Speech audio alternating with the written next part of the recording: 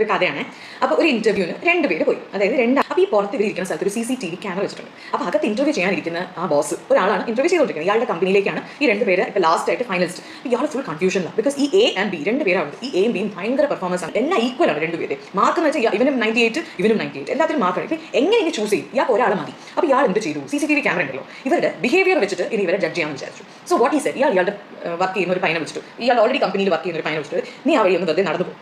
അവർ പോകുന്ന വഴിക്ക് ഒരു ചെറുതായിട്ട് ഒരു പേപ്പർ ചെറുതായിട്ടൊന്ന് കീറി ഇങ്ങനെ ചുരുട്ടി അവരുടെ മുമ്പിൽ തറയിലിട്ടിട്ട് നീ ഒന്ന് നടന്നു പോകുന്നു. അവൻ പറഞ്ഞു ശരി എന്ന് പറഞ്ഞു. അവൻ അതുപോലെ ചെയ്തു. അതായത് ഈ രണ്ടുപേരും ഇങ്ങനെ ചെയറിൽ ഫയലൊക്കെ പിടിച്ചിങ്ങനെ ഇരിക്കുകയാണ്. ആ സമയത്ത് മുമ്പിൽ ഈ പറഞ്ഞ ആൾ ഇങ്ങനെ നടന്ന് പേപ്പറൊക്കെ കീറി അവിടെ തറയിലിട്ടിട്ട് അയാൾ നടന്നു പോയി.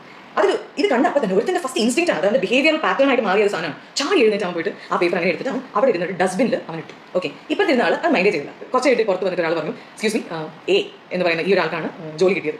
അതിൻ്റെ റീസൺ അവർക്ക് അപ്പോഴും അറിയില്ല. ഓക്കെ, അപ്പോൾ ബോസ് അകത്തേക്ക് വെച്ചു, മറ്റേ ആൾ തിരിച്ചു വീട്ടിൽ. അപ്പോൾ A പറഞ്ഞു, സാർ എങ്ങനെയാണ് സാർ എന്നെ ചൂസ് ചെയ്ത്? ഫൈനലി പിന്നെ ഒരു റൗണ്ടും പോലും വെച്ചില്ലല്ലോ. അപ്പോൾ പറഞ്ഞു, ഞാൻ ഇങ്ങനെ എല്ലാം കാണുന്നുണ്ടായിരുന്നു, നിങ്ങൾ ഡസ്റ്റ്ബിനിൽ ഇത് ചുരുട്ടിയിടുന്നുണ്ട്. എനിക്ക് അങ്ങനത്തെ ഒരാളാണ് വേണ്ടത്. ബിക്കോസ് എനിക്ക് വെറുതെ ജോലി മാത്രം എടുക്കുന്ന ഒരാൾ വേണ്ട. ഈ കമ്പനിനെ അത് അവരുടെ ഓൺ കമ്പനിയായിട്ട് കാണുന്ന എനിക്ക് ഒരാൾ വേണം. ഈ കമ്പനി സ്വന്തം കമ്പനിയായിട്ട് കാണുന്ന ഒരാൾക്ക് മാത്രമേ ഇത് ക്ലീൻ ആയിട്ട് ഇരിക്കണമെന്ന് തോന്നുള്ളൂ. മോൻ അത് ഓൾറെഡി ചെയ്തു. So I really like you and your appointment.